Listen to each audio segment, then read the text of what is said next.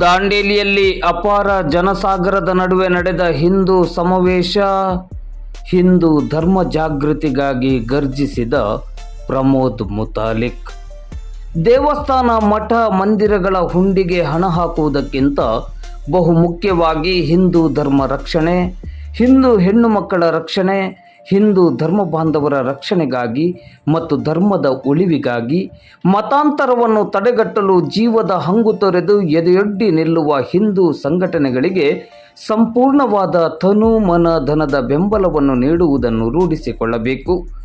ಹಿಂದೂ ಧರ್ಮ ಬಾಂಧವರು ಶೌರ್ಯ ಮತ್ತು ಧೈರ್ಯವನ್ನು ಮೈಗೂಡಿಸಿಕೊಳ್ಳುವ ಮೂಲಕ ಸದೃಢ ಹಿಂದೂ ಸಮಾಜ ನಿರ್ಮಾಣಕ್ಕೆ ತಮ್ಮನ್ನು ತಾವು ತೊಡಗಿಸಿಕೊಳ್ಳಬೇಕೆಂದು ಶ್ರೀರಾಮ ಸೇನೆಯ ಸಂಸ್ಥಾಪಕರಾದ ಪ್ರಮೋದ್ ಮುತಾಲಿಕ್ ಅವರು ಹೇಳಿದರು.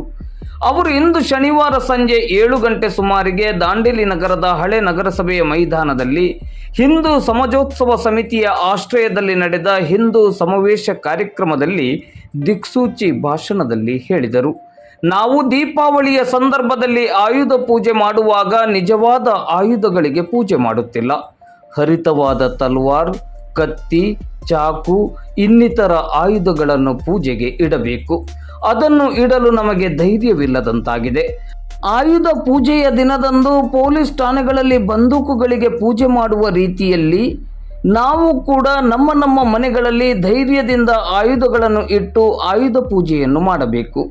ಇಂತಹ ಆಯುಧಗಳು ಪೂಜೆಗಾಗಿಯೇ ಹೊರತು ಕುಕೃತ್ಯಗಳಿಗಲ್ಲ ಎನ್ನುವುದನ್ನು ಗಮನದಲ್ಲಿಟ್ಟುಕೊಳ್ಳಬೇಕು. ಗೋಮಾತೆಯನ್ನು ಕೊಲ್ಲುವ ಕಟುಕರ ಹಾಗೂ ಗೋಮಾಂಸವನ್ನು ಭಕ್ಷಿಸುವವರಿಂದ ನಮ್ಮ ದೇವಸ್ಥಾನಕ್ಕೆ ಹೂ ತೆಗೆದುಕೊಂಡು ಹೋಗುವುದು ನಿಲ್ಲಬೇಕು. ಅಂಥವರ ಕಡೆಯಿಂದ ಹೂವನ್ನು ದೇವಸ್ಥಾನಕ್ಕೆ ಕೊಂಡೊಯ್ದು ದೇವರಿಗೆ ಅರ್ಪಿಸಿದರೆ ದೇವರು ವರ ಕೊಡುವುದಿಲ್ಲ, ಬದಲಾಗಿ ದೇವರ ಶಾಪಕ್ಕೆ ನಾವು ಗುರಿಯಾಗುತ್ತೇವೆ. ಹಾಗಾಗಿ ಪ್ರತಿಯೊಬ್ಬ ಹಿಂದೂ ಧರ್ಮ ಬಾಂಧವರು ತಮ್ಮ ಮನೆಗಳ ಆವರಣದಲ್ಲಿ ನೆಟ್ಟಿರುವ ಹೂವಿನ ಗಿಡಗಳ ಹೂವನ್ನೇ ದೇವರಿಗೆ ಅರ್ಪಿಸಬೇಕೆಂದು ಮುತಾಲಿಕ್ ಅವರು ಕರೆ ನೀಡಿದರು. ಗಣೇಶೋತ್ಸವ ಹಾಗೂ ಇನ್ನಿತರ ಹಬ್ಬ ಹರಿದಿನ ಆಚರಣೆ ಹಾಗೂ ಮೆರವಣಿಗೆಯ ಸಂದರ್ಭದಲ್ಲಿ ನಮ್ಮ ಯುವಕರು ಕುಡಿದು ಆಚರಣೆಯಲ್ಲಿ ಭಾಗವಹಿಸುತ್ತಿರುವುದು ಸರಿಯಲ್ಲ. ಮಹಿಳೆಯರು, ಸಹೋದರಿಯರು ಮದ್ಯ ಮಾರಾಟದ ವಿರುದ್ಧ ಸೆಟೆದು ನಿಲ್ಲಬೇಕು. ಈ ಹೋರಾಟಕ್ಕೆ ನಾನು ನಿಮ್ಮ ಜೊತೆ ಭಾಗಿಯಾಗುತ್ತೇನೆ. ಹಿಂದೂ ಧರ್ಮ ಹಾಗೂ ಧರ್ಮೀಯರ ಸಂಘಟನೆಗಾಗಿ ಹಿಂದೂ ಸಮಾವೇಶ ಕಾರ್ಯಕ್ರಮಗಳನ್ನು ಆಯೋಜಿಸಲಾಗುತ್ತಿದೆ ಎಂದರು.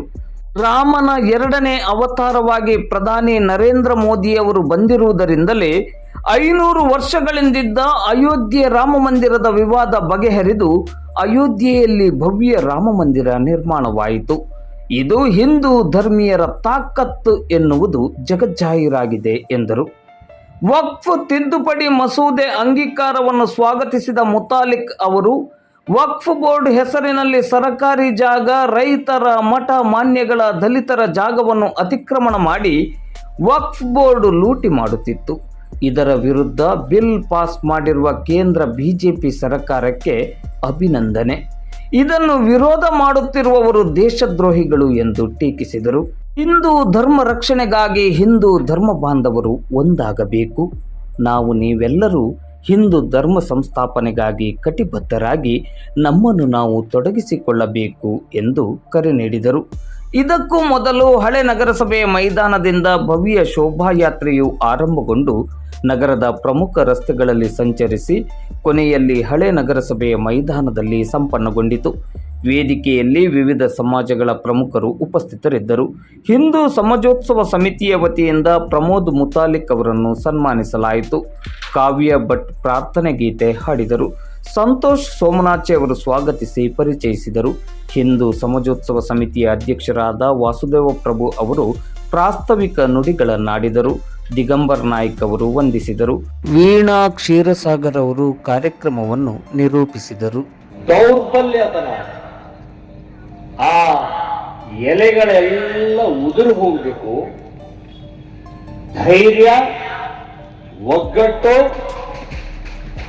ದುಷ್ಟ ಶಕ್ತಿಗಳನ್ನ ಮೆಟ್ಟಿ ನಿಲ್ಲುವಂತ ತಾಕತ್ತು ಸಿಗುವಂತ ಹೊಸ ಎಲೆಗಳ ಚಿಗುರಬೇಕು ಅನ್ನುವಂಥದ್ದು ಈ ಸಂದರ್ಭದಲ್ಲಿ ಹೇಳ್ತಾ ಇದ್ದೇನೆ. ಬಹಳಷ್ಟು ಯುಗ ಯುಗಾದಿಗಳು ಯುಗ ಯುಗಗಳಿದ್ದರು ಅಂತ ಹೇಳಿ ನಾವು ಹೇಳ್ತಾನೆ ಇದ್ದೀವಿ, ಮತ್ತೆ ಮಾಡ್ತೀವಿ. ಆದ್ರೆ ನನಗೊಬ್ರು ಹೇಳಿದ್ರು, ಈಗ ನಾನು ಒಬ್ಬ ಪ್ರಭುಗಳ ಮನೆಗೆ ಹೋದಾಗ ಹೇಳಿದ್ರು, ಧ್ವಜಗಳು ಪ್ರತಿ ಮನೆ ಮೇಲೆ ಧ್ವಜ ಇರಬೇಕು, ಕೇಸರಿ ಧ್ವಜ ಇರಬೇಕು ಅಂತನ್ನುವಂತಹದ್ದು ಒಂದು ಈ ಸಮಿತಿ ಒಂದು ನಿರ್ಣಯ ತಗೊಂಡಿದ್ದಾರೆ. ವರ್ಷಕ್ಕೂ ಒಂದು ಸಲ ಆದರೂ ನಮ್ಮ ಮನೆಯ ಮೇಲೆ ಕೇಸರಿ ಬಾವುಟ, ತ್ಯಾಗದ ಬಾವುಟ, ಸಮೃದ್ಧಿಯ ಬಾವುಟ ಅದು ಹಾರಾಡಬೇಕು. ವರ್ಷಕ್ಕೂ ಒಂದು ಸಲ ಆದರೂ. ಅದನ್ನ ಹಿಂದೆ ಮುಂದೆ ನೋಡೋದು, ನಮ್ಮಲ್ಲಿ ಇನ್ನೂ ಯಾಕೋ ಬಂದೇ ಇಲ್ಲ ಕೇಸರಿ ಧ್ವಜಕ್ಕೆ ಅಂತ ಕೇಳೋದು, ನಮ್ಮಲ್ಲಿ ಹಳೇದಿದೆ ರೀ ಅದನ್ನೇ ಹಾರಿಸ್ತೀವಿ ಅಂತ ಹೇಳೋದು. ಎಷ್ಟು 20 ರೂಪಾಯಿ ಅಂತ ಹೇಳಿದ್ರು, ನನಗೆ ಗೊತ್ತಿಲ್ಲ ಅದು ಎಷ್ಟೇ ಇರಲಿ, ವರ್ಷಕ್ಕೆ ಒಮ್ಮೆ ಹಿಂದೂ ಸಮಾಜದ ಮನೆಯ ಮೇಲೆ ಏಕತೆಯ ಒಂದು ಸಂಕೇತ, ದಾಂಡೇಲಿಯ ಎಲ್ಲ ಮನೆಗಳ ಮೇಲೆ ಕೇಸರಿ ಧ್ವಜ ಹಾರಿಸಿ ನಾವು ಒಟ್ಟಾಗಿದ್ದೀವಿ. ನಮ್ಮನ್ನ ಕೆಣಕಬೇಡಿ ಅಂತನ್ನುವಂಥದ್ದು ಆ ಕೇಸರಿ ಬಣ್ಣದ ಮೂಲಕ ದುಷ್ಟರಿಗೆ, ಭ್ರಷ್ಟರಿಗೆ, ಭಯೋತ್ಪಾದಕರಿಗೆ ಇವರಿಗೆಲ್ಲರಿಗೂ ಉತ್ತರ ಕೊಡಬೇಕಾಗಿದೆ. ನಾನು ಇಲ್ಲಿ ಬಂದಂಥವರಿಗೆ ನೀವು ಎಲ್ಲರೂ ನಿಮ್ಮ ಮನೆಯ ಮೇಲುಗಡೆಗೆ ಹಾರಿಸಿದ್ದೀರಿ ಅಂತನ್ನುವಂತ ವಿಶ್ವಾಸ ಇದೆ. ಇಲ್ಲಿ ಯಾರು ಬಂದಿಲ್ಲ ಅವ್ರಿಗೆ ಹೇಳ್ತಾ ಇದ್ದೀನಿ,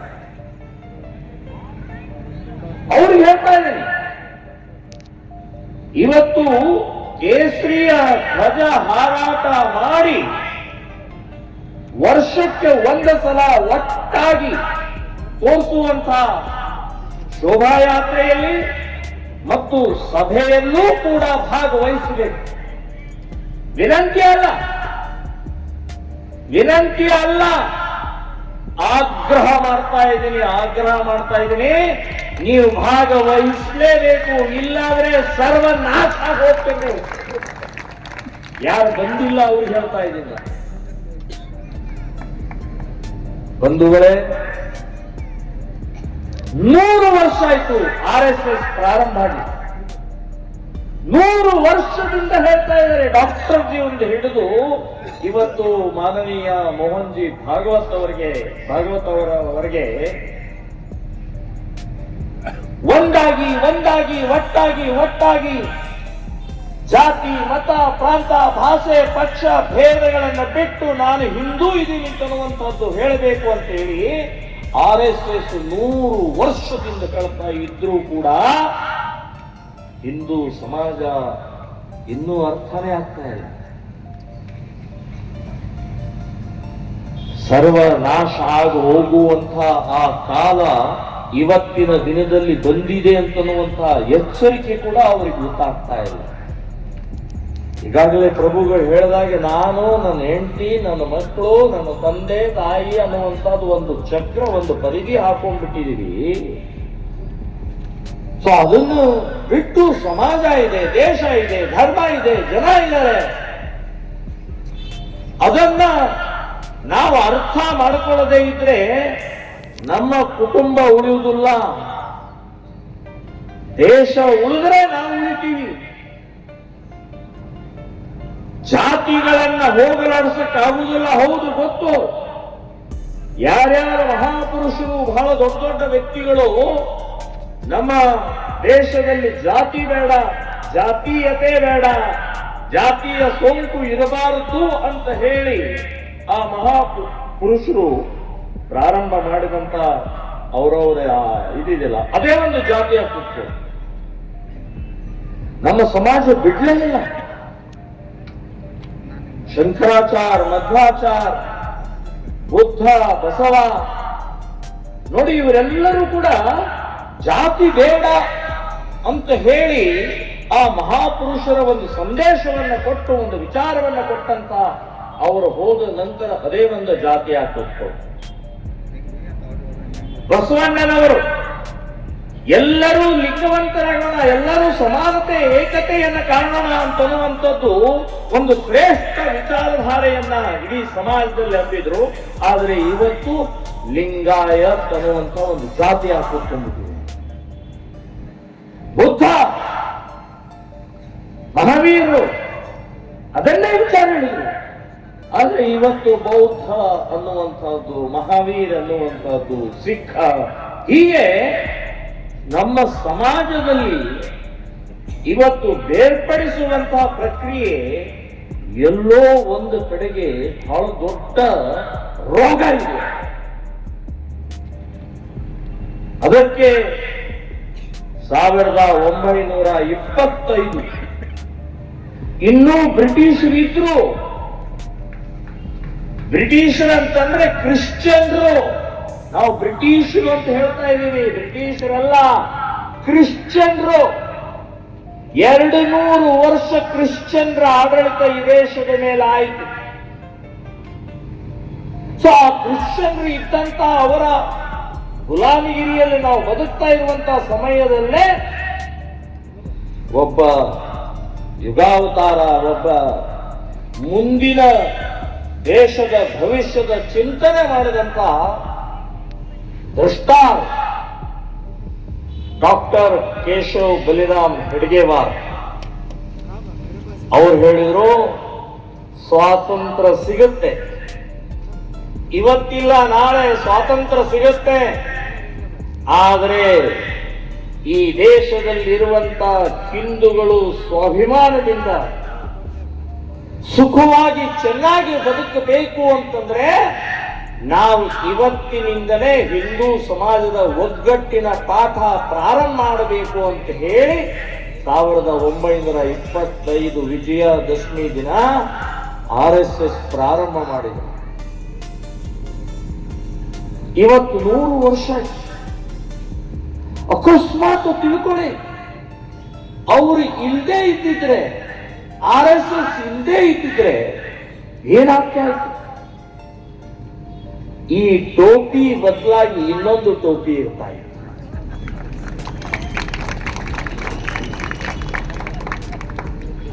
ಅಂಥ ಭಯಾನಕವಾದಂತ ದೂರದೃಷ್ಟಿ ಅವ್ರಿಗೆ ಗೊತ್ತಿತ್ತು. ಈ ದೇಶ ಉಳಿಬೇಕಾದ್ರೆ ಹಿಂದೂ ಸಮಾಜ ಉಳಿದರೆ ಮಾತ್ರ ಈ ದೇಶ ಉಳಿಯುತ್ತೆ, ಧರ್ಮ ಉಳಿಯುತ್ತೆ, ಹಿಂದೂಗಳು ಉಳಿತಾರೆ ಅಂತ ಗೊತ್ತಿದ್ದಿಂದನೇ ರಾಷ್ಟ್ರೀಯ ಸ್ವಯಂ ಸೇವಕ ಸಂಘವನ್ನ ಪ್ರಾರಂಭ ಮಾಡಿದ ಪರಿಣಾಮ ಇವತ್ತು ನಾವು ಹೆಮ್ಮೆಯಿಂದ ಹೇಳ್ಕೊಳ್ತಾ ಇದ್ದೀವಿ, ನಾನೊಬ್ಬ ಹಿಂದೂ ಇದ್ದೀನಿ ಅಂತ ಹೇಳಿ. ನಮ್ಮ ಸಂತೋಷ್ ಅವರು ಹೇಳಿದ್ರು, ಸಂತೋಷ್ ಸೋಮನಾಥ್ ಅವರು ಹೇಳಿದ್ರು, ನನಗೆ ಹೆಮ್ಮೆ ಇದೆ ಹಿಂದೂ ಆಗಿ ಹುಟ್ಟಿದ್ದಕ್ಕೆ ಈ ದೇಶದಲ್ಲಿ ಅಂತ ಹೇಳಿ. ಹಾಗೆ ಜಾತಿಯನ್ನ ನಮ್ಮ ಮನೆ ಒಳಗಡೆನೆ ಇರಬಾರ್ದು. ಜಾತಿಯ ಆಚರಣೆ, ಜಾತಿಯ ಪೂಜೆ, ಜಾತಿಯ ವಿವಾಹ, ಜಾತಿಯ ಏನೇನು ಬೇಕೆಲ್ಲವನ್ನೂ ಮಾಡೋಣ. ಆದರೆ ಮನೆಯಿಂದ ಹೊರಗಡೆ ಹೋದ ಮೇಲೆ ನೀನು ಯಾರು ಅಂತ ಕೇಳಿದರೆ ಎದೆ ತಟ್ಟಿ ಹೇಳಬೇಕು, ನಾನೊಬ್ಬ ಹಿಂದೂ ಇದ್ದೀನಿ. ಗರ್ವದಿಂದ ಹೇಳಬೇಕು, ನಾನೊಬ್ಬ ಹಿಂದೂ ಇದ್ದೀನಿ. ಹೇಳಬೇಕು, ಇಲ್ಲಾಂದ್ರೆ ನೀವು ಬದುಕಲ್ಲ. ಆರ್ಸಿ ಆರ್ಸಿ ಆರ್ಸಿ ಹೊಡಿತಾರೆ. ಬಟೆಂಗೆ तो कटेंगे, एक है तो ಸೇಬ್ है. ಇದು ಯೋಚನೆ ಇವತ್ತು ಮನೆ ಮನೆಯವರು ತಿಳ್ಕೊಳ್ಳಬೇಕಾಗಿದೆ, ಹೇಳಬೇಕಾಗಿದೆ, ಪ್ರಚಾರ ಮಾಡಬೇಕಾಗಿದೆ. ಒಟ್ಟಾಗಿದ್ರೆ ಮಾತ್ರ ಬದುಕುತ್ತೀವಿ. ವಿಘಟನೆ, ಜಾತಿ, ಮತ, ಭಾಷೆ, ಪಕ್ಷ, ಅವನ್ಯಾರು ಹೇಳೋನು ಇವನ್ಯಾರು ಹೇಳೋನು ಅಂತ ಹೇಳಿ ನಮ್ಮ ಜೊತೆ ಒಳಗಡೆನೆ ಕಚ್ಚಾಡಿ ಸಾಯ್ತಾ ಇದ್ದೀವಿ.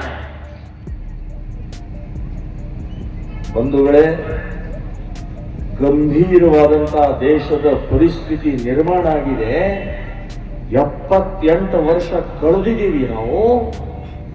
ಇವತ್ತು ನಮ್ಮ ಹಿಂದೂ ಸಮಾಜಕ್ಕೆ ನಾವು ಒಂದು ಘೋಷಣೆ ಹಾಕಬೇಕಾಗಿದೆ, ಈ ದೇಶಕ್ಕೆ ಘೋಷಣೆ ಹಾಕಬೇಕಾಗಿದೆ, ಹಿಂದೂ ಖತರೇನೆ ಹೈ,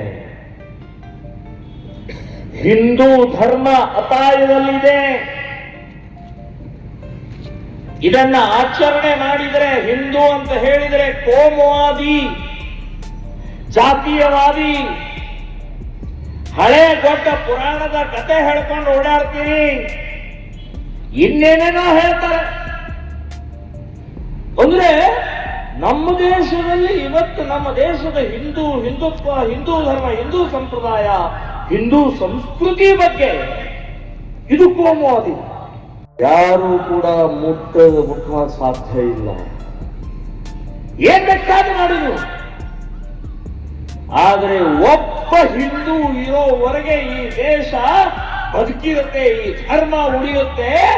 ನಾವು ಹೋರಾಟವನ್ನ ಮಾಡೇ ಮಾಡ್ತೀವಿ, ಒಬ್ಬನಿದ್ರೂ ಕೂಡ ಬಿಡುವುದಿಲ್ಲ ಅಂತ ಮಾಡ್ತೀವಿ.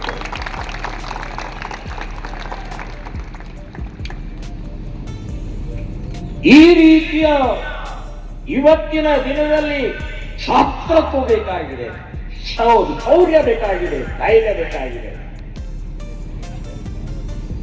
ಸಾಯೋದಿದ್ದೇ ಇದೆ. ಹುಟ್ಟಿದ ತಕ್ಷಣವೇ ಸಾವು ಯಾವತ್ತು ಅಂತ ನಿರ್ಣಯ ನಮ್ಮ ದೇವರು ಬರೆದ್ಬಿಟ್ಟಿದ್ದಾರೆ ನಮಗೆ. ಇಲ್ಲ ರೀ, ನಾನು ಸಾಯೋದಿಲ್ಲ ರೀ ಅಂತ ಯಾವನಾದ್ರೂ ಈ ತರ ಮೇಲೆ ಸಾಯಿಸಿದ್ದಾನೆ. ಆದರೆ ಆ ಸಾವಿಗೆ ಒಂದು ತಾಕತ್ತು, ಒಂದು ಶಕ್ತಿ, ಒಂದು ಏನಾದರೂ ಒಂದು ವಿಚಾರ ಕೊಡೋಣ. ಸುಮ್ಮನೆ ಎಲ್ಲ ಬಿದ್ದುಕೊಂಡು ಹೊರನಾಡು ಸಾಯೋದು ಬೇಡ. ದೇಶಕ್ಕಾಗಿ, ಧರ್ಮಕ್ಕಾಗಿ ತ್ಯಾಗದಿಂದ ಈ ಶರೀರ ಹೋಗಬೇಕು. ಒಂದು ವಿಚಾರದ ಸಿದ್ಧಾಂತದಿಂದ ನಾವು ನಮ್ಮ ಶರೀರ ಹೋಗಲಿ ಅಂತನ್ನುವಂತಹದ್ದು ಪ್ರತಿಯೊಬ್ಬರೂ ಯೋಚನೆ ಮಾಡಬೇಕು. ಸೊ ಆ ಮಧ್ಯದಲ್ಲಿ ಏನಿದೆ, ಹುಟ್ಟು ಮತ್ತು ಸಾವಿನ ಮಧ್ಯದಲ್ಲಿ ಬದುಕೇನಿದೆಯಲ್ಲ, ಆ ಬದುಕು ಹೇಗೆ ಬದುಕಬೇಕು ಅಂತ ಹೇಳಿ ನಮಗೆ RSS ಕಲಿಸಿಕೊಟ್ಟಿದೆ. ನಮಗೆ RSS ಕಲಿಸಿಕೊಟ್ಟಿದೆ, ಸ್ವಾಭಿಮಾನದಿಂದ ಬದುಕಬೇಕು, ಧೈರ್ಯದಿಂದ ಬದುಕಬೇಕು, ಕೊನೆ ಉಸಿರು ಇರುವವರೆಗೆ ಹಿಂದುತ್ವದ, ಹಿಂದೂ ಧರ್ಮದ ಕಾರ್ಯವನ್ನ ಮಾಡ್ತಾ ಇರಬೇಕು. ಇದು ನಮಗೆ RSS ಕಲಿಸಿಕೊಟ್ಟಿದೆ. ನನಗೆ 70 ವಯಸ್ಸು, 70 ಮುಗೀತು. 50 ವರ್ಷ ಆಯ್ತು ಮನೆ ಬಿಟ್ಟು. 117 ಕೇಸುಗಳ ಮಾತ್ರ ಇರೋದು. ನಾಟ್ ಔಟ್, ಇನ್ನೂ ಔಟ್ ಆಗಿಲ್ಲ. ಸುಮಾರು ಒಂದು 20-25 ಜಿಲ್ಲೆಗಳಿಂದ ಗಡೀಪಾರ್ DC ಆರ್ಡರ್ ಮಾಡಿದರೆ, ಮುತಾಲಿಕರು ಬಂದರೆ ಗಲಾಟೆ ಆಗುತ್ತೆ, ಬೆಂಕಿ ಹತ್ತಾರೆ. ಅವರು ಒಂದು ವಾರ ದಾಂಡೇಲಿ ಪ್ರವೇಶ ಮಾಡಂಗಿಲ್ಲ ಅಂತ ಹೇಳಿ ಆರ್ಡರ್ ಮಾಡಿದ್ದು ಎಷ್ಟು ಜಿಲ್ಲೆಗಳಲ್ಲಿ? ಸುಮಾರು 25 ಜಿಲ್ಲೆಗಳಿಂದ ಮಾಡಿದ್ದಾರೆ.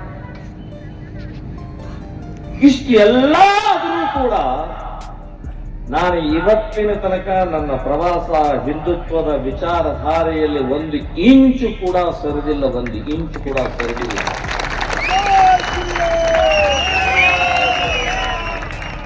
ಈ ರಾಜಕೀಯ ಶಕ್ತಿಗಳಿಗೆ, ಸರ್ಕಾರಿ ಅಧಿಕಾರಿಗಳಿಗೆ ನಾನು ಹೇಳ್ತಾ ಇದ್ದೀನಿ, ನನ್ನ ಮೇಲಷ್ಟೇ ಅಲ್ಲ, ನಮ್ಮ ಸಾವಿರಾರು ಕಾರ್ಯಕರ್ತರ ಮೇಲೆ ನೀವು ಎಷ್ಟೇ ಕೇಸ್ ಹಾಕಿದ್ರು, ನಿಮ್ಮ ಅಪ್ಪ ಒಂದು ಕೂಡ ಹಿಂದುತ್ವದ ಧ್ವನಿ ಅಡಗಿಸಕ್ ಸಾಧ್ಯ ಇಲ್ಲ.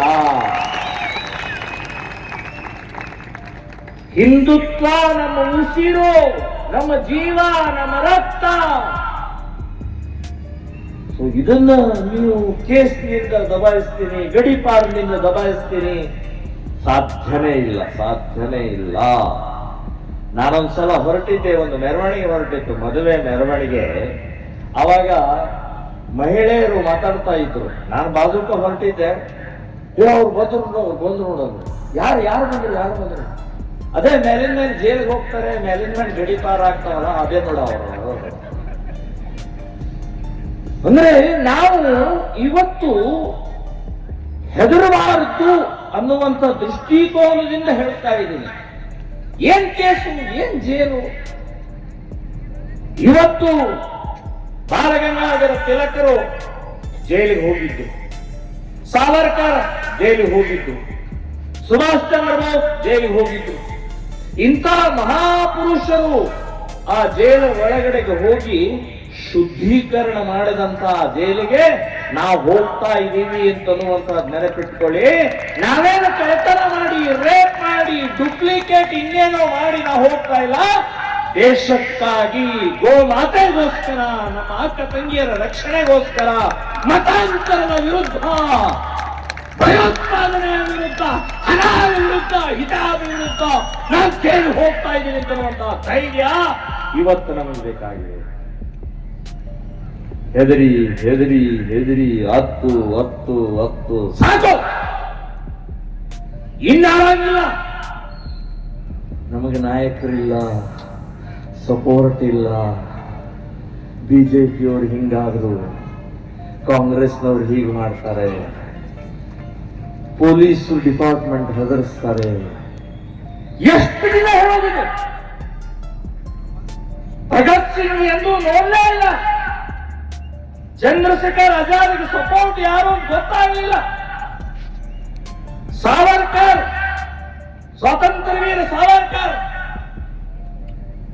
ಅಣ್ಣನನ್ನು ಕಳ್ಕೊಂಡ್ರು, ಅಣ್ಣನ ಹೆಂಡತಿನ ಕಳ್ಕೊಂಡ್ರು, ತಮ್ಮನನ್ನು ಕಳ್ಕೊಂಡ್ರು, ತಮ್ಮನ ಹೆಂಡತಿನ ಕಳ್ಕೊಂಡ್ರು, ಮಕ್ಕಳನ್ನು ಕಳ್ಕೊಂಡ್ರು, ತಮ್ಮ ಸ್ವಂತ ಹೆಂಡತಿನೂ ಕಳ್ಕೊಂಡ್ರು, ಮನೆ ಕಳ್ಕೊಂಡ್ರು, ಉದ್ಧ್ವಸ್ತ ಹೋದ್ರೂ ಕೂಡ ಸ್ವಾತಂತ್ರ್ಯ ವೀರ ಸಾವರ್ಕರ್ ಒಂದು ಕ್ಷಣ ಕೂಡ ಅಲ್ಲಾಡ್ಲಿಲ್ಲ ರೀ.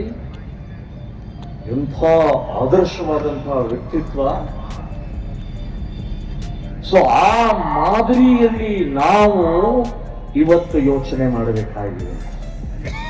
ನಮಗೆ ಯಾರು ಸಪೋರ್ಟ್ ಮಾಡ್ತಾರೋ ಬಿಡ್ತಾರೋ ಗೊತ್ತಿಲ್ಲ. ನಾವು ಜೈಲ್ ಹೋಗ್ತೇವೆ, ಎಸ್ ಜೈಲ್ ಹೋಗಬೇಕಾಗಿದೆ, ಕೇಸ್ ಹಾಕೋಬೇಕಾಗಿದೆ, ಲಾಠಿ ಹಿಡಿದು ತಿನ್ನಬೇಕಾಗಿದೆ. ಇನ್ನೇನು ಮಾಡ್ತಾರೆ ಅದಕ್ಕೆಲ್ಲದಕ್ಕೂ ಸಿದ್ಧವಾಗುವಂತಹ ಮಾನಸಿಕತೆ ಪ್ರತಿಯೊಬ್ಬ ಹಿಂದೂವಿನಲ್ಲಿ ಬೇಕಾಗಿದೆ. ಸಾವರ್ಕರ್ ಹೇಳಿದ್ರು, ನಾನು ಸ್ವಾತಂತ್ರ್ಯಕ್ಕೋಸ್ಕರ ಬ್ರಿಟಿಷರ ವಿರುದ್ಧ ಹೋರಾಟ ಮಾಡಕ್ ಹೊರಟಿದ್ದೇನೆ. ನಾನು, ನೀವು ಬಂದ್ರೆ ನಿಮ್ಮ ಜೊತೆಗೆ, ನೀವು ಬರ್ದೇ ಇದ್ರೆ ನಿಮ್ಮನ್ನು ಬಿಟ್ಟು, ಅಕಸ್ಮಾತ್ ನೀವೇನಾದ್ರೂ ಅಡ್ಡಿಪಡಿಸಿದ್ರೆ ನಿಮ್ಮನ್ನ ಪಕ್ಕಕ್ಕ ತಳ್ಳಿ ನಾನು ಸ್ವಾತಂತ್ರ್ಯದ ಹೋರಾಟ ಮಾಡಕ್ ಹೊರಟಿದ್ದೀನಿ ಅಂತ ಹೇಳಿದಂತಹ ಸ್ವಾತಂತ್ರ್ಯ ವೀರ ಸಾವರ್ಕರ್ ಇವತ್ತು ನಾವು ಹೇಳಬೇಕಾಗಿದೆ. ನಮಗೆ ರಾಷ್ಟ್ರೀಯ ಸ್ವಯಂ ಸೇವಕ ಸಂಘ ಇದನ್ನೇ ಕಲಿಸಿದೆ. ಸಂಘಟಿತ ಶಕ್ತಿಯ ಮೂಲಕ ನಾವು ಹಿಂದೂ ಸಮಾಜವನ್ನ, ಸ್ವಾಭಿಮಾನ ಸಮಾಜವನ್ನ ಜಾಗೃತಿ ಮೂಡಿಸುವಂತ ಕೆಲಸ ಮಾಡಬೇಕಾಗಿದೆ. ನೀವು ಬರ್ತೀರಿ, ನಿಮ್ಮ ಜೊತೆಗೆ ನೀವು ಬಂದ್ರೆ ನಿಮ್ಮ ಜೊತೆಗೆ, ನೀವು ಬರದೇ ಇದ್ದರೆ ನಿಮ್ಮನ್ನು ಬಿಟ್ಟು, ಇನ್ನು ಅಡ್ಡ ಬಂದ್ರೆ ನಿಮ್ಮನ್ನು ಪಕ್ಕಕ್ಕೆ ತಳ್ಳಿ ನಾನು ಸಂಘಟನೆ, ಜಾಗೃತಿ, ಹಿಂದುತ್ವ, ಧರ್ಮದ ಆಚರಣೆಯನ್ನು ನಾವು ಮಾಡೋದು ಅನ್ನುವಂಥದ್ದು ಪ್ರತಿಜ್ಞೆಯನ್ನ, ಸಂಕಲ್ಪವನ್ನ ಮಾಡಬೇಕು. ನಮಗೆ ಸ್ವಾತಂತ್ರ್ಯ ಸಿಕ್ಕಂತಹ ಸಮಯದಲ್ಲಿ ಪುಕ್ಕಟ್ಟೆ ಸಿಗಲಿಲ್ಲ ರೀ. ಎಂತೆಂಥವರ ತ್ಯಾಗ ಬಲಿದಾನದ ಪರಿಣಾಮದಿಂದ ನಮಗೆ ಸ್ವಾತಂತ್ರ್ಯ ಸಿಕ್ತು. ಒಮ್ಮೆ ಅವ್ರನ್ನ ನೆನಪು ಮಾಡಿಕೊಳ್ಬೇಕು. ನಮಗೆ ಸ್ವಾತಂತ್ರ್ಯ ಸಿಕ್ಕಾಗಲೂ ಕೂಡ ಅವಮಾನ ಆಯ್ತು, ಕಲಂಕ ಆಯ್ತು, ಆನಂದ ಇಲ್ಲ. ಕಾರಣ ಅವತ್ತಿನ ನಾಯಕರು ಮಾಡಿದಂತಹ ದ್ರೋಹ. 1947ರಲ್ಲಿ ಆಗಸ್ಟ್ 14ನೇ ತಾರೀಕು ರಾತ್ರಿ 12 ಗಂಟೆಗೆ ನಮಗೆ ಸ್ವಾತಂತ್ರ್ಯ. 12 ಗಂಟೆಗೆ ರಾತ್ರಿ. ಅದು ಹೇಗೆ? ಒಂದು ತುಂಡನ್ನ ಪಾಕಿಸ್ತಾನ ಅಂತ ಹೇಳಿ ಕೊಡಬೇಕಾಯ್ತು. ನಾನು ಅವತ್ತಿನ ನಾಯಕರು ಕೇಳ್ತಾ ಇದ್ದೀನಿ, ಯಾಕೆ ಪಾಕಿಸ್ತಾನ ಅಂತ ಅನ್ನುವಂಥದ್ದು ಕೊಟ್ರಿ? ಮುಸ್ಲಿಮರಿಗೆ ಯಾಕೆ ಕೊಟ್ರು ಅದನ್ನು? ನಿಮ್ಮಪ್ಪಂದ ಈ ದೇಶದಲ್ಲಿರುವಂತಹ ಪ್ರತಿಯೊಬ್ಬ ನಾಗರಿಕನನ್ನು ಕೇಳಿದರೆ ನೀವು ಪಾಕಿಸ್ತಾನ ಅಂತ ಕೇಳಿದ ತಕ್ಷಣ ಒಟ್ಟು ಬಿಡುವುದ? ಅವತ್ತಿನ ಪ್ರಧಾನಮಂತ್ರಿ ಆದಂಥ ಪಂಡಿತ್ ಜವಾಹರ್ಲಾಲ್ ನೆಹರು ಅವರಿಗೆ ಪತ್ರಕರ್ತರು ಒಂದು ಪ್ರಶ್ನೆ ಕೇಳಿದ್ರು, ಯಾಕೆ ಪಾಕಿಸ್ತಾನವನ್ನ ಕೊಟ್ರಿ ಅಂತ ಹೇಳಿದಾಗ ಪಂಡಿತ್ ಜವಾಹರ್ಲಾಲ್ ನೆಹರು ಹೇಳಿದ್ರು, ನಮ್ಮ ಹೋರಾಟ ಮಾಡುವಂತ ಶಕ್ತಿಯನ್ನ ಕಳ್ಕೊಂಡ್ಬಿಟ್ಟಿದ್ವಿ. ಎಂಥ ಮಾತರಿ, ನೀವು ಕಳ್ಕೊಂಡಿರೋದ್ರಿ? ಕಳ್ಕೊಂಡಿಲ್ಲ ನೀವು. ಲೇಡಿ ಮೌಂಟ್ ಬೆಟನ್ ಜೊತೆಗೆ ಓಡಾಡ್ತಾ ಇದ್ರಿ, ಕಳ್ಕೊಂಡಿರ್ಲಿಲ್ಲ. ಆದ್ರೆ ದೇಶಕ್ಕಾಗಿ ಹೋರಾಟ ಮಾಡುವಂತ ಮಾನಸಿಕತೆ ನಿಮ್ಮಲ್ಲಿ ಇರಲಿಲ್ಲ. ಅವತ್ತಿನ ಪತ್ರಕರ್ತರ ಪ್ರಶ್ನೆಗೆ ಹೇಳಬೇಕಾಗಿತ್ತು, 100 ವರ್ಷ ಇನ್ನೂ ಹೋರಾಟ ಮಾಡ್ತೀವಿ, 1 ಇಂಚ್ ಕೂಡ ಪಾಕಿಸ್ತಾನಕ್ಕೆ ಕೊಡುವುದಿಲ್ಲ ಅಂತನ್ನುವಂತ ಈ ಶಬ್ದ ಅವತ್ತಿನ ನಾಯಕರಲ್ಲಿ ಬರಬೇಕಾಗಿತ್ತು, ಬರಲಿಲ್ಲ. ಇವತ್ತು ನಾವು ಅನುಭವಿಸ್ತಾ ಇದ್ದೀವಿ. ಡಾಕ್ಟರ್ ಅಂಬೇಡ್ಕರ್ ಅವತ್ತೇ ಹೇಳಿದ್ರು, ರೆಕಾರ್ಡ್ ಇದೆ, ಪುಸ್ತಕ ಇದೆ, ದಾಖಲೆ ಇದೆ. ಪಾಕಿಸ್ತಾನ್ ನಾನು ಒಪ್ಪಲ್ಲ. ಡಾಕ್ಟರ್ ಅಂಬೇಡ್ಕರ್ ಹೇಳಿದ್ರು, ನಾನು ಒಪ್ಪಲ್ಲ. ಆದರೂ ಕೂಡ ನೀವೀಗ ಸಿಗ್ನೇಚರ್ ಮಾಡಿಬಿಟ್ಟಿದ್ದೀರಿ. ಆದರೆ ಒಂದು ನಿರ್ಣಯ ತಗೊಳ್ಳಿ, ನಮ್ಮ ದೇಶದಲ್ಲಿ ಇರುವಂತಹ ಎಲ್ಲ ಮುಸ್ಲಿಮರನ್ನ ಪಾಕಿಸ್ತಾನ ಕಳಿಸಿ, ಪಾಕಿಸ್ತಾನದಲ್ಲಿರುವಂತಹ ಎಲ್ಲ ಹಿಂದೂಗಳನ್ನ ಇಲ್ಲಿ ಕರೆಸ್ಕೊಳ್ಳಿ. ಅವಾಗಲೇ ಶಾಂತಿ, ಅವಾಗಲೇ ಒಂದು ಸುಖವಾಗಿ ಇರಬಹುದು ಅಂತ ಹೇಳಿದಂತ ಡಾಕ್ಟರ್ ಅಂಬೇಡ್ಕರ್.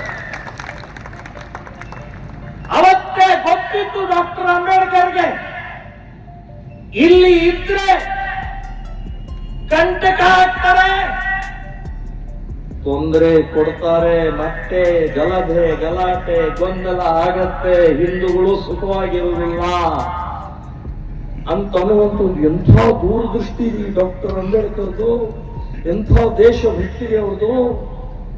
ನಾನು ಡಾಕ್ಟರ್ ಅಂಬೇಡ್ಕರ್ಗೆ ಸಾವಿರ ನಮಸ್ಕಾರಗಳನ್ನು ಹೇಳ್ತಾ ಇದ್ದೀನಿ.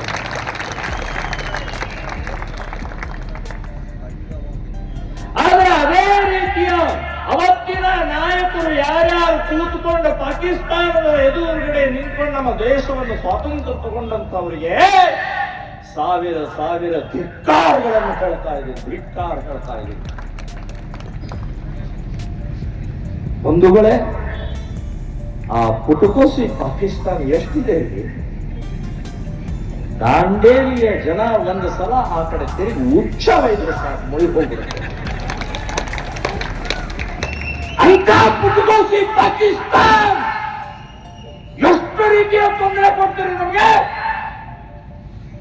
ಕಾಂಗ್ರೆಸ್ಸಿನ ಪೀರಿಯಡ್ನಲ್ಲಿ ಏನೇನಾಯ್ತು ಒಂದ್ಸಲ ನೆನಪಾಡ್ಕೊಳ್ಳಿ. Railway station, bus stand, market ಎಲ್ಲ ಕಡೆಗೆ ಬಾಂಬ್, ಪ್ರತಿ ವರ್ಷ 4-5 ಬಾಂಬ್ಗಳನ್ನು ಹಾಕಿ ಹಿಂದೂಗಳ ರಕ್ತವನ್ನು ಚೆಲ್ಲಿದಂತಹ ಪಾಕಿಸ್ತಾನ. ಅವತ್ತಿನ ಕಾಂಗ್ರೆಸ್ನವರು ಒಂದು ಯುದ್ಧ ಮಾಡಲಿಲ್ಲ ರೀ. ಆ ಪುಟಕೋಸಿ ಪಾಕಿಸ್ತಾನವನ್ನ ಸರ್ವನಾಶ ಮಾಡುವಂತಹ ಆ ಧೈರ್ಯ ತೋರಲಿಲ್ಲ ರೀ. ಬಂಧುಗಳೇ, ಈ ರೀತಿಯ ಅನೇಕ ನಮ್ಮ ಮೇಲೆ ಹೇರಿದಂತಹ 78 ವರ್ಷದ ನಂತರ ನಾನು ಹೇಳ್ತಾ ಇದ್ದೀನಿ, ಹಿಂದೂ ಅಪಾಯದಲ್ಲಿದ್ದಾನೆ. ಹಿಂದೂ ಧರ್ಮ ಅಪಾಯದಲ್ಲಿದೆ. ನಾವು ಜಾಗೃತಿ ಆಗದೆ ಇದ್ರೆ, ನಾವು ಸಂಘಟಿತ ಆಗಿದ್ರೆ, ನಮ್ಮಲ್ಲೇ ಕಚ್ಚಾಡಿಕೊಂಡು ಹೋಗ್ತಾ ಇದ್ರೆ ಬಹಳ ದೊಡ್ಡ ಅನಾಹುತ ಆಗುತ್ತೆ ಅಂತ ನೆನಪಿಟ್ಕೊಳ್ಳಿ. ನಮ್ಮ ಕಣ್ಣು ಮುಂದೆನೇ ಇದೆ. 33 ವರ್ಷದ ಹಿಂದೆ ನಡೆದಂತ ಕಾಶ್ಮೀರದ ನೀವೊಂದ್ಸಲ ನೆನಪು ಮಾಡ್ಕೊಳ್ಳಿ. 7 ಲಕ್ಷ ಜನ ಹಿಂದೂಗಳನ್ನ ಒತ್ತೋಡಿಸಿದ್ರು.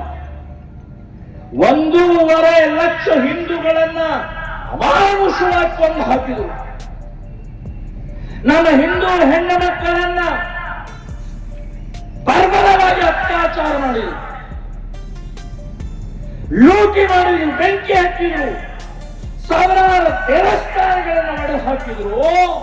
ಯಾವತ್ತು ಮೊಘಲರ ಪೀರಿಯಡ್ನಲ್ಲ, ಬ್ರಿಟಿಷರ ಪೀರಿಯಡ್ನಲ್ಲ, ಸ್ವಾತಂತ್ರ್ಯ ಬಂದು 1990ರಲ್ಲಿ 86ರಿಂದ 90ರಲ್ಲಿ ಆ ಕಾಶ್ಮೀರದಲ್ಲಿ ನಡೆದಂತಹ ಆ ಭಯಾನಕ ಸ್ಥಿತಿ ಒಂದು ಸಲ ಮರಿಬೇಡ್ರೆ. ನಾವು ಮರೆಯೋ ಸ್ವಭಾವ ಮತ್ತೆ ಬಹಳ ಇದೆ ಹಿಂದೂಗಳದ್ದು. ಮರಿಬೇಡ್ರಿ. ಅಲ್ಲಿ ಹಿಂದೂಗಳು, ಕಾಶ್ಮೀರದ ಹಿಂದೂಗಳು ಮಾಡಿದಂತಹ ತಪ್ಪೇನು? ಏನ್ ತಪ್ಪು ಮಾಡಿದ್ರು? ಮುಸ್ಲಿಮರ ವಿರುದ್ಧ ಹೋರಾಟ ಮಾಡಿದ್ರ, ಮೆರವಣಿಗೆ ಮಾಡಿದ್ರ, ಅಥವಾ ಏನಾದರೂ ಮಾಡಿದ್ರ ಅನಾಹುತ? ಏನೂ ಇಲ್ಲ. ದಾಂಡೇಲಿಯ ಹಿಂದೂ ಸಮಾಜ ಇವತ್ತು ಹೇಗೆ ಶಾಂತವಾಗಿ ಸಮಾಧಾನವಾಗಿ ತಮ್ಮ ಪಾಡಿಗೆ ತಾವು ವ್ಯಾಪಾರ, ಸಂಸಾರ, ಉದ್ಯೋಗ, ವಿದ್ಯಾರ್ಥಿ, ರೈತ ಹೇಗಿದಾನೋ ಅದೇ ಮಾದರಿಯಲ್ಲಿ ಕಾಶ್ಮೀರದ ಹಿಂದೂಗಳು ಶಾಂತವಾಗಿ ಸಮಾಧಾನವಾಗಿ ತಮ್ಮ ಪಾಡಿಗೆ ತಾವು ಇದ್ದಂಥವರನ್ನ ಹೊರಗೆ ಹಾಕಿದ್ರು. ಒಂದರಾಕೆ ಅವ್ರಿಗೆ ಕೇಳಿದ್ರೆ ಒಂದೇ ಹೇಳ್ತಾರೆ, ನೀನು ಹಿಂದೂ ಇದೆ, ಅದಕ್ಕೆ ಇದೆ, ಇಲ್ಲಿ ಕಾಶ್ಮೀರದಲ್ಲಿ ಇರಂಗಿಲ್ಲ ಅಂತ ಹೇಳಿ ಒದ್ದು ಓಡಿಸಿದ್ರಲ್ರಿ. ಹಿಂದೂ ಅಂತ ಹುಟ್ಟಿದ್ದೇ ಪಾಪನ. ಅವತ್ತು ಮಿಲಿಟರಿ ಇತ್ತು, ಸಂವಿಧಾನ ಇತ್ತು, ಪೊಲೀಸರು ಇದ್ರು, ರಾಜಕಾರಣಿಗಳು ಇದ್ರು, ಎಲ್ಲರೂ ಇದ್ದಾಗಲೇ ಅವರನ್ನು ಓಡಿಸಿಬಿಟ್ರು. ಇವತ್ತಿನ ತನಕ ನಾವು ಒಳಗಡೆ ಹೋಗಕ್ಕಾಗ್ತಾ ಇಲ್ಲ ರೀ, ಒಳಗಡೆ ಹೋಗಕ್ಕಾಗ್ತಾ ಇಲ್ಲ. ಹಿಂದೂಗಳಿಗೆ ಒಳಗಡೆ ಹೋಗಿ ಜೀವನ, ತಮ್ಮ ಮನೆ ಸ್ವಂತ ಮನೆ ಒಳಗಡೆ ಹೋಗಕ್ಕಾಗ್ತಾ ಇಲ್ಲ. ಇವತ್ತು ಏನೇನಾಗಿದೆಯೋ ಗೊತ್ತಿಲ್ಲ. ಅಸಂಘಟಿತ ತಾಕತ್ತಿಲ್ಲದಂತ ಇವತ್ತು ಈ ಪರಿಸ್ಥಿತಿ ನಿರ್ಮಾಣ ಆಗಿದೆ. ಯಾಕೆ ಅಂತಂದ್ರೆ ಕಾಶ್ಮೀರದಲ್ಲಿ ಮುಸ್ಲಿಮರು ಟೆಸ್ಟ್ ಮಾಡಿದ್ರು, ಪರೀಕ್ಷೆ ಮಾಡಿದ್ರು. ಕಾಶ್ಮೀರದ ಹಿಂದೂಗಳನ್ನ ಹೊರ ಹಾಕಿದರೆ, ಕಾಶ್ಮೀರದಲ್ಲಿ ಇರುವಂತಹ ದೇವಸ್ಥಾನಗಳನ್ನು ಒಡೆದರೆ, ಕಾಶ್ಮೀರದಲ್ಲಿ ಇರುವಂತಹ ಹಿಂದೂ ಹೆಣ್ಣು ಮಕ್ಕಳ ಮೇಲೆ ಅತ್ಯಾಚಾರ ಮಾಡಿದರೆ, ಈ ದೇಶದ ಒಳಗಡೆ ಇರುವಂತಹ ಹಿಂದೂಗಳು ಏನು ಪ್ರಕ್ರಿಯೆ ಮಾಡ್ತಾರೆ, ಏನು ಪ್ರತಿಕ್ರಿಯೆ ವ್ಯಕ್ತಪಡಿಸ್ತಾರೆ, ಪೊಲೀಸರು ಏನು ಪ್ರತಿಕ್ರಿಯೆ ಮಾಡ್ತಾರೆ, ಸಂವಿಧಾನ, ಕಾನೂನು, ಕೋರ್ಟು, ರಾಜಕಾರಣಿಗಳು ಇವರೇನು ಪ್ರತಿಕ್ರಿಯೆ ಮಾಡ್ತಾರೆ ಅಂತ ಹೇಳಿ ಟೆಸ್ಟ್ ಮಾಡಿದರೆ ಎಲ್ಲರೂ ಸತ್ತು ಹೋಗಿದ್ರು. ಏನು ಮಾಡಿದ್ದಾರೆ? ಕಾನೂನು, ಕೇಂದ್ರ ಸರ್ಕಾರ, ಪೊಲೀಸರು, ಮಿಲಿಟರಿ, ಸಂವಿಧಾನ ಏನೂ ಮಾಡಿಲ್ಲ. ಅನಾಥವಾಗಿ 7 ಲಕ್ಷ ಜನ ಇಡೀ ದೇಶದಲ್ಲಿ ಬದುಕ್ತಾ ಇದ್ದಾರೆ, ಭಿಕ್ಷುಕರಾಗಿ, ಭಿಕಾರಿಗಳಾಗಿ ಬದುಕ್ತಾ ಇದ್ದಾರೆ. ಅದೇ ಮಾದರಿಯಲ್ಲಿ ದಾಂಡೇಲಿ ಕೂಡ ಆಗಬಾರದು ಅಂತಂದ್ರೆ ಇವತ್ತು ನಾವು ಗಟ್ಟಿಯಾಗಿ ನಿಂತ್ಕೊಳ್ಬೇಕಾಗಿದೆ, ಸಂಘಟಿತವಾಗಿ ನಿಂತ್ಕೊಳ್ಬೇಕಾಗಿದೆ, ತಾಕತ್ತಿನಿಂದ ನಿಂತ್ಕೊಳ್ಬೇಕಾಗಿದೆ. ಯಾರ್ಯಾದ್ರೂ ಒಬ್ಬರಿಗೆ ಮುಟ್ಟಿದರೆ 1000 ಜನ ಬಂದು ನಿಂತ್ಕೊಳ್ಬೇಕು. ಭಯ, ಕೆಲಸ, ಮನೆ ಕೆಲಸ, ನಮ್ಮ ಅಜ್ಜಿ ಹುಷಾರಿಲ್ಲ, ನಾವು ಗೊತ್ತಾದ ತಕ್ಷಣನೇ ಎಲ್ಲಿ ಏನು ಅವನ್ ತಪ್ಪೋ ಇವನ್ ತಪ್ಪೋ ಗೊತ್ತಿಲ್ಲ, ಅವನು ಹಿಂದೂ ಇದ್ದಾನೆ, ಅವನಿಗೆ ಬಿಡಿಸ್ಬೇಕು, ಅವನ ರಕ್ಷಣೆ ಕೊಡುವಂತಹದ್ದು ಮಾಡುವಂತಹ ಪ್ರಕ್ರಿಯೆ ಪ್ರಾರಂಭ ಆಗಬೇಕು.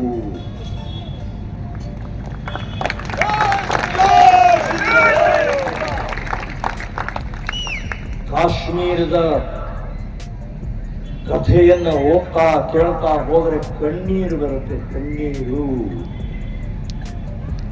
ಈ ರೀತಿಯ ಪ್ರಕ್ರಿಯೆಗಳು ಈ ದೇಶದಲ್ಲಿ ಆಗ್ತಾ 78 ವರ್ಷ ಕಳೆದಿದ್ದೇವೆ.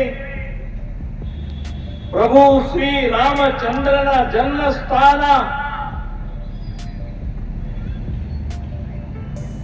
ಅಯೋಧ್ಯ, ಅಲ್ಲಿ ದೇವಸ್ಥಾನ. ಅದು ಪ್ರೂಫ್ ಕೊಡ್ರಿ, ಅದಕ್ಕೆ ದಾಖಲೆ ಕೊಡ್ರಿ ಅಂತ ಹೇಳಿದ್ರು. ಪಕ್ಕದ ತಮಿಳುನಾಡಿನವನ ಒಬ್ಬ ಮಾಜಿ ಮುಖ್ಯಮಂತ್ರಿ ಈಗಿಲ್ಲ, ಅವನು ಹೇಳ, ಆ ಪ್ರಭು ಶ್ರೀ ರಾಮಚಂದ್ರನ ಸೇತುವೆ ಕಟ್ಟಬೇಕಾದ್ರೆ, ಇಲ್ಲಿ ದೇವಸ್ಥಾನ ಕಟ್ಟಬೇಕಾದ್ರೆ ಯಾವ ಇಂಜಿನಿಯರಿಂಗ್ ಕಾಲೇಜ್ನಲ್ಲಿ ಓದಿದ್ದ ಸರ್ಟಿಫಿಕೇಟ್ ಕೊಡ್ರಿ ಅಂತ ಹೇಳಿದ್ದ ಅವನು. ನಾನು ಆವಾಗಲೇ ಉತ್ತರ ಕೊಟ್ಟಿದ್ದೆ, ಸಾವಿರ ಉತ್ತರ ಕೊಡ್ತೀವಿ, ಸಾವಿರ ದಾಖಲೆ ಕೊಡ್ತೀವಿ. ನೀನು ನಿನ್ನ ಅಪ್ಪನಿಂದಲೇ ಹುಟ್ಟಿದೆ ಅಂತ ನನಗೆ ಸಾಕ್ಷಿ ಇದೆ, ಕೊಡಲೇ. ರಕ್ತದಲ್ಲಿ ಪ್ರಭು ಶ್ರೀ ರಾಮಚಂದ್ರ ಇದ್ದಾನೆ, ಅದಕ್ಕೆ ಪ್ರೂಫ್ ಬೇಕಾ? ರಾಮಾಯಣ ಓದಿದ್ರು ಸಾಕು, ಪ್ರತಿ ಪುಟದಲ್ಲೇ ಅಯೋಧ್ಯ ಅಯೋಧ್ಯ ಅಯೋಧ್ಯ ಅಂತನ್ನುವಂಥದ್ದು. ಇದಕ್ಕಿಂತ ಸಾಕ್ಷಿ ಏನ್ ಬೇಕು? ಆದ್ರೂ ಕೋರ್ಟಿನ ಮೂಲಕ ತಗೊಳ್ಳುವಂತಹ ದುರ್ದೈವ ಆಯ್ತಂದ್ರಿ ನಮ್ದು. 500 ವರ್ಷ ಹೋರಾಟ, 500 ವರ್ಷ ಹೋರಾಟ. ಒಂದು ದೇವಸ್ಥಾನವನ್ನ ಪಡೆಯಕ್ಕೆ, ರಾಮನ ಜನ್ಮಸ್ಥಾನದಲ್ಲಿ ದೇವಸ್ಥಾನವನ್ನು ಕಟ್ಟಕ್ಕೆ 500 ವರ್ಷ ಬೇಕಾಗ್ತದೆ. 500 years ತ್ಯಾಗ, ಬಲಿದಾನ, ರಕ್ತ, ಉದ್ವಸ್ತ, ಲಾಠಿ, ಕೇಸು, ಜೈಲು ಎಲ್ಲವನ್ನೂ ಅನುಭವಿಸಿದರು. ಕೊನೆಗೂ ಒಬ್ಬ ಬರಬೇಕಾಯಿತು. 2014ರಲ್ಲಿ ಒಬ್ಬ ಮಹಾಪುರುಷ ಬಂದ,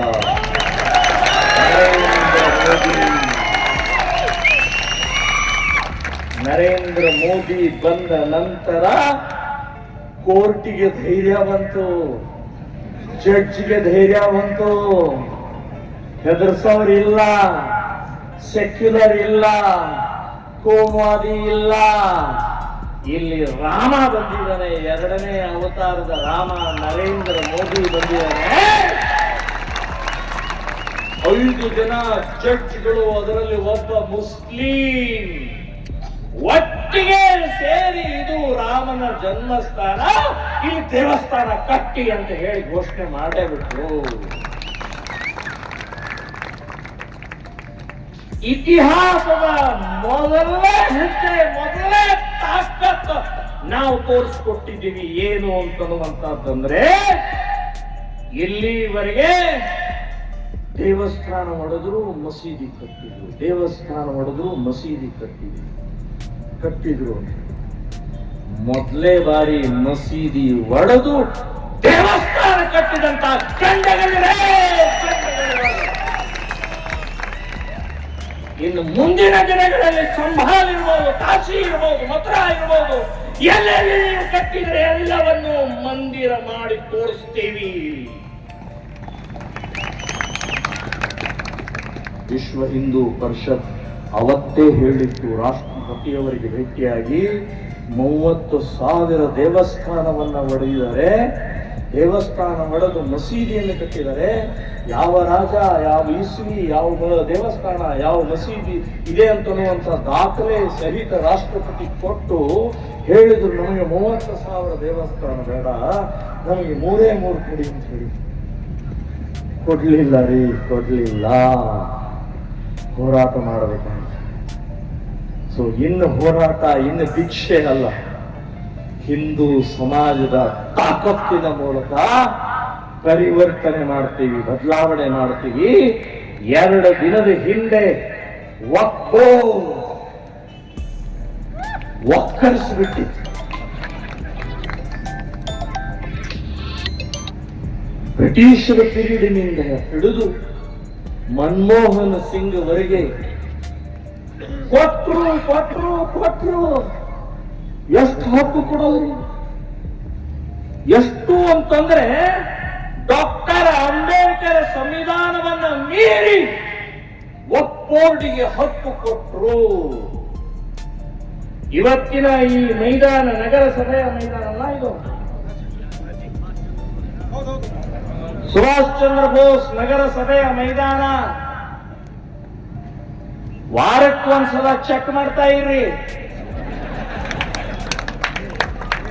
ಯಾವಾಗ ಬೋರ್ಡ್ ಅಂತ ಸೀಲ್ ಹೊಡಿತಾರೆ ಗೊತ್ತಿಲ್ಲ. ಕಾಂಗ್ರೆಸ್ನವರೇ,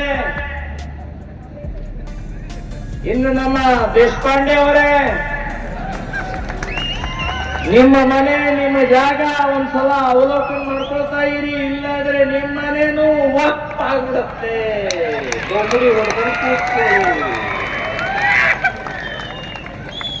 ಎಷ್ಟು ಹಕ್ಕು ಕೊಡೋದ್ರಿ? ಡಾಕ್ಟರ್ ಅಂಬೇಡ್ಕರ್ ಸಂವಿಧಾನವನ್ನು ಮೀರಿ ಸುಪ್ರೀಂ ಕೋರ್ಟ್ ಕೂಡ ಕೇಳೋಂಗಿಲ್ಲ. ಅವ್ರದೇ ಕೋರ್ಟು, ವಕ್ಫ್ ಬೋರ್ಡ್, ಟ್ರಿಬ್ಯುನಲ್ ಕೋರ್ಟು, ಜಡ್ಜ್ನಿಂದ ಹಿಡಿದು ಪ್ಯೂನ್ವರೆಗೆ ಅವರೇ. ಅದೇ ಟೋಪಿ, ಅದೇ ಗಡ್ಡ. ಅಲ್ಲಿ ನೀವು ನಮ್ಮ ಸುಮ್ಮನೆ ಒಂದು ಉದಾಹರಣೆ ಹೇಳ್ತೇನೆ. ಪ್ರಭು ಅವರ ಮನೆಗೆ ನಿಮ್ಮ ಮನೆ ವಕ್ಫ್ ಬೋರ್ಡ್ ಅಂತ ಬಂತು ಅಂತ ತಿಳ್ಕೊಡು. ಯಾಕ್ರಿ ಅಂತ ಕೇಳಿದ್ರೆ, ನಿಮ್ಮ ಮನೆ 100 ವರ್ಷದ ಹಿಂದೆ ಒಬ್ಬ ಅಲ್ಲಾ ಭಕ್ಷ ಅಂತ ಹೇಳಿ ಸತ್ತಿದ್ದಾನೆ, ಅದಕ್ಕಿದು ನಮ್ದು ಅಲ್ರಿ. ನಮ್ಮ ತಾತ ಮುತ್ತಾತ ಅವ್ರು ಇಂಥವ್ರ ಕಡೆ ತಗೊಂಡಿದ್ದಾರೆ, ದಾಖಲೆ ಇದೆ, ಉತಾರಿದೆ, ಖರೀದಿ ಪತ್ರ ಇದೆ. ಅದೆಲ್ಲ ಗೊತ್ತಿಲ್ರಿ, ಅದೆಲ್ಲ ಗೊತ್ತಿಲ್ಲ. ನೀವು ಎಲ್ಲ ವಕ್ಫ್ ಆಗ್ಬಿಟ್ಟಿದೆ.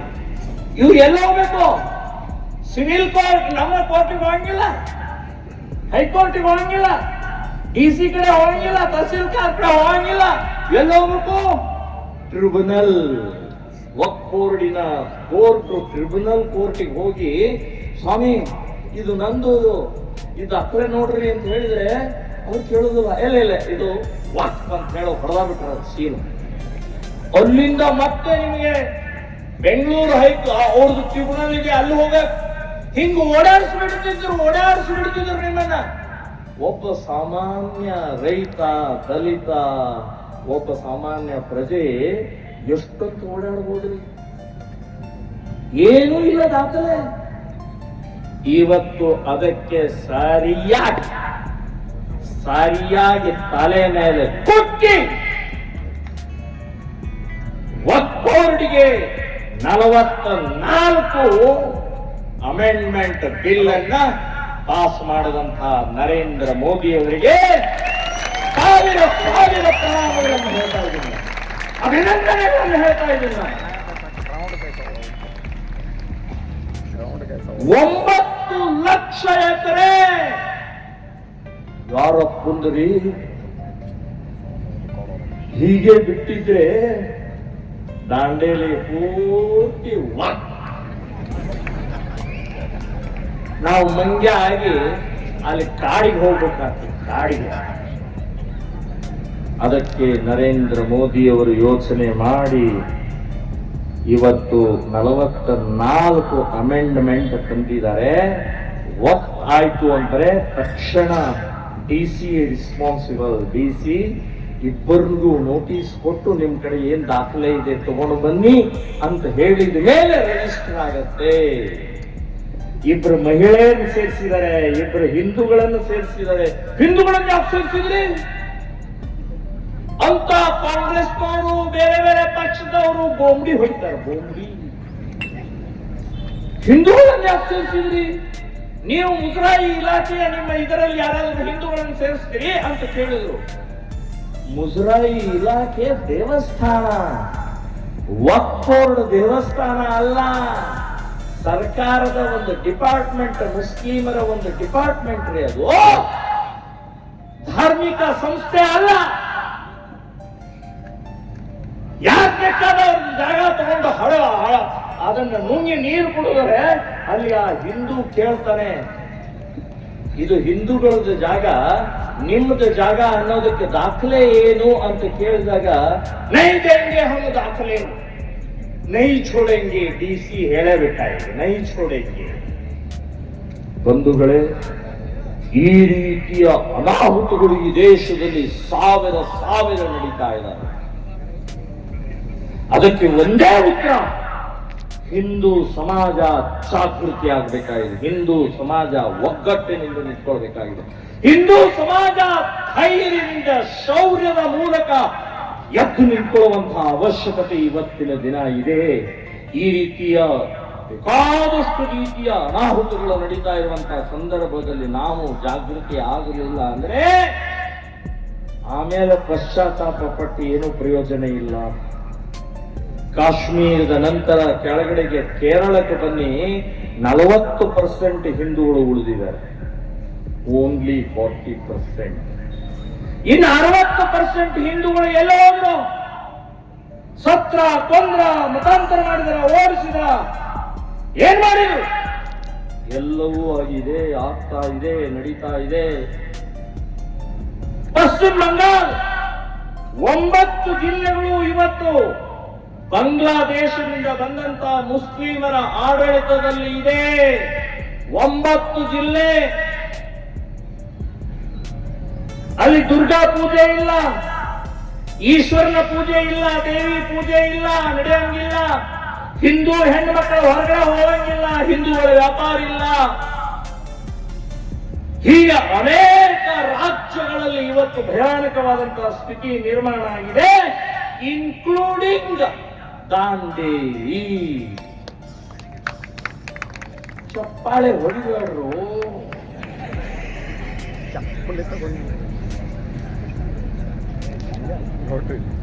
ಇವತ್ತು ನಾವು ಹೂ ಯಾರ ಕಡೆ ಅಂತ ತಗೊಳ್ತಾ ಇದ್ದೇವೆ, ಹಣ್ಣು ಯಾರ ಕಡೆ ಅಂತ ತಗೊಳ್ತಾ ಇದ್ದೀವಿ? ಹಲಾಲಿಗೆ ವಿರೋಧ ಇಲ್ಲ. ಹಲಾಲ್ ಅನ್ನುವಂಥದ್ದು ಇಸ್ಲಾಮದ ಒಂದು ಪದ್ಧತಿ. ಆಯ್ತು, ನಿಮ್ ಪದ್ಧತಿ ನೀವು ಮಾಡ್ಕೊಳ್ಳಿ, ನಮ್ಗ್ಯಾಕೆ ಹೇಳ್ತೇವೆ? ನಾವು ಹೂವನ್ನ ಪವಿತ್ರವಾಗಿ ನಾವು ದೇವರಿಗೆ ಏರಿಸಬೇಕು. ಉಗುಳಿದ್ದ ಅಲ್ಲ, ಹಲಾಲ್ ಮಾಡಿದ್ದ ನಮ್ಗೆ ಹೂ ಬೇಡ. ದಾಂಡೇಲಿಯ ಹಿಂದೂಗಳಿಗೆ ಹೇಳ್ತಾ ಇದ್ದಾರೆ, ಇನ್ನು ಮೇಲೆ ಹೂ ಖರೀದಿ ನಿಲ್ಲಿಸಿ. ಇಲ್ಲಿ ದೇವಸ್ಥಾನಕ್ಕೆ ಹಾಗೆ ಬರೀ ಕೈಗೆ ಹೋಗ್ರೆ ದಾಂಡೇಲಪ್ಪ, ದೇವಿ, ಈಶ್ವರ, ರಾಮ, ರಾಘವೇಂದ್ರ ಈ ಎಲ್ಲ ದೇವರುಗಳ ಕಡೆ ಕೈ ಮುಗಿದು ನಿಂತ್ಕೊಂಡ್ರೆ ಅವ್ರು ಕೇಳುದಿಲ್ಲ. ಯಾಕಪ್ಪ ಇವತ್ತೇ ಹೂ ತಂದಿಲ್ಲ ಅಂತ ಕೇಳ್ತಾರೆ. ಹಲಾಲ್ ಹೂ ಬೇಡ ನಮಗೆ, ಹಲಾಲ್ ತೆಂಗಿನಕಾಯಿ ಬೇಡ ನಮಗೆ. ಇದನ್ನ ಬಹಳ ಗಂಭೀರವಾಗಿ ಯೋಚನೆ ಮಾಡಬೇಕು ಅಂತನ್ನುವಂಥದ್ದು ಹೇಳ್ತಾ ಇದ್ದೇನೆ. ಬಹಳ ಗಂಭೀರವಾಗಿ ಯೋಚನೆ ಮಾಡಬೇಕು. 50 ದೇವಸ್ಥಾನಗಳಿದಾವೆ. ಇವತ್ತು ದೇವಸ್ಥಾನ ಭಗ್ನ ಮಾಡುವಂತ, ದೇವರನ್ನ ನಂಬಲೇ ಇರುವಂತ ಗೋಹಂತಕರ ಕೈಯಿಂದ, ಗೋಭಕ್ಷಕರ ಕಡೆಯಿಂದ, ಗೋ ಕಳತನ ಮಾಡುವಂತವರ ಕಡೆಯಿಂದ ಊಟು ಬರ್ತಿರಲ್ಲ. ದೇವರು ಹೇಗೆ ವರ ಕೊಡ್ತಾನೆ? ಶಾಪ ಕೊಡ್ತಾ ಇದ್ದಾನೆ. ನಮ್ಮನೆ ಮುಂದೆ, ನಮ್ಮನೆ ಹಿಂದೆ ಒಂದು ಹೂವಿನ ಗಿಡ ಹಾಕಿ ಅದಕ್ಕೆ ಬಿಡುವಂತ ಹೂವನ್ನು ಮಾತ್ರ ದೇವಸ್ಥಾನಕ್ಕೆ ತಗೊಂಡು ಹೋಗ್ಬೇಕು ವಿನಃ ಹಲಾಲ ದೇವಸ್ಥಾನ, ಹಲಾಲ ಹೂವು ಬೇಡ. ಗೋಹತ್ಯೆ ನಿಲ್ಲಿಸಿ, ಗೋಭಕ್ಷಣ ನಿಲ್ಲಿಸಿ, ಗೋಕರ್ತನ ನಿಲ್ಲಿಸಿ, ಅವಾಗ ನಾವು ನಿಮ್ಮ ಜೊತೆಗಿದ್ದೀವಿ. ಹಲಾಲವನ್ನು ನಿಲ್ಲಿಸಿ, ನಮಗೆ ಹಲಾಲದ ಹೂ ಬೇಡ, ಹಲಾಲದ ತೆಂಗಿನಕಾಯಿ ಬೇಡ, ಹಲಾಲದ ಅಗರಬತ್ತಿ ಬೇಡ, ಹಲಾಲದ ಇನ್ನೇನೂ ಬೇಡ. ಒಂದು ವೇಳೆ ಇಂಥ ಕಾರ್ಯಕ್ಕೆ ಹಿಂದೂ ಸಮಾಜ ಜಾಗೃತಿ ಆಗಬೇಕಾಗಿದೆ, ಗಟ್ಟಿಯಾಗಿ ನಿಂತ್ಕೊಳ್ಬೇಕಾಗಿದೆ.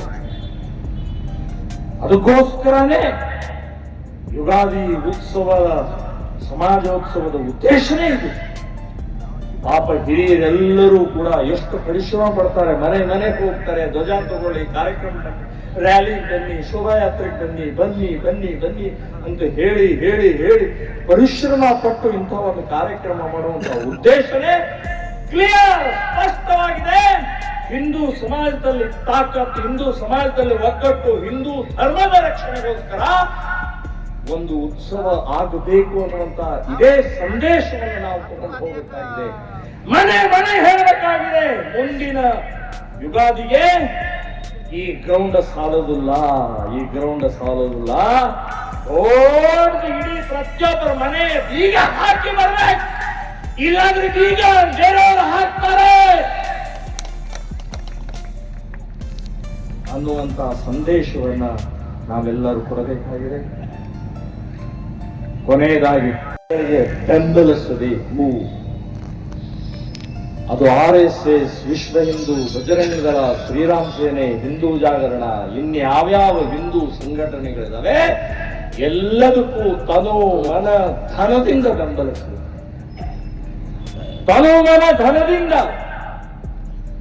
ದೇವಸ್ಥಾನಕ್ಕೆ ಮಠಗಳಿಗೆ ದುಡ್ಡು ಹಾಕೋದು ನಿಲ್ಲಿಸಿ, ಹಿಂದೂ ಸಂಘಟನೆಗಳಿಗೆ ಬಲ ತುಂಬಿ, ನಿಮ್ಮ ಹುಡುಗಿ, ನಿಮ್ಮ ಮಗಳು, ನಿಮ್ಮ ತಂಗಿ, ನಿಮ್ಮ ಅಕ್ಕ ಯಾರಾದರೂ ಲವ್ ಜಿಹಾದದಲ್ಲಿ ತೊಡಗಿದ್ರೆ ಹಿಂದೂ ಸಂಘಟನೆಯವರು ತಕ್ಷಣ ಜಾಗೃತರಾಗಿ ಆ ಹುಡುಗಿಯನ್ನ ಬಚಾವ್ ಮಾಡುವಂತಹ ಪ್ರಕ್ರಿಯೆ ಹಿಂದೂ ಸಂಘಟನೆಗಳು ಮಾಡ್ತಾವೆ ವಿನಃ ಈ ರಾಜಕಾರಣಿಗಳು, ಈ ಪೊಲೀಸರು, ಈ ಇನ್ಯಾವುದೋ ಸರ್ಕಾರ ಯಾರು ಏನು ಮಾಡುವುದಿಲ್ಲ ಅನ್ನೋದು ನೆನಪಿಟ್ಕೊಳ್ಳಿ.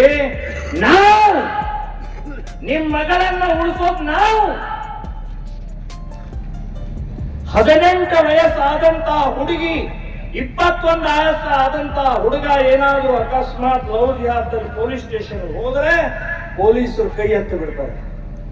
ಅವ್ರು ಮೇಜರ್ ಇದ್ದಾರೆ, ಅವ್ರು ಹೇಳ್ತಾ ಇದಾರೆ ನಾವೇನ್ ಮಾಡಕ್ಕಾಗಲ್ಲ ರೀ. ಆ ಮಾಡಕ್ಕಾಗಲ್ಲ ಅಂತ ಹೇಳಿದ ನಂತರ ಮುಂದಿನ ಕೆಲಸ ನಾವು ಮಾಡಬೇಕು. ನಾವು ಮಾಡಿ ಆ ಹುಡುಗಿಯನ್ನು ಬಚಾವ್ ಮಾಡುವ ತನಕ ಬಿಡುವುದಿಲ್ಲ. ನಾನು ಶ್ರೀರಾಮ ಸೇನೆ ಪ್ರಾರಂಭ ಮಾಡಿ 20 ವರ್ಷ ಆಯ್ತು. 4760 ಹುಡುಗಿಯರನ್ನ ಯಾರು ಲವ್ ಜಿಹಾದ್ ಮುಸ್ಲಿಮರ ಜೊತೆಗೆ ಓಡ್ ಹೋಗಿದ್ರು ಅವರನ್ನ ವಾಪಸ್ ತಂದು ಮನೆಗೆ ಸೇರಿಸಿದ್ದೇವೆ.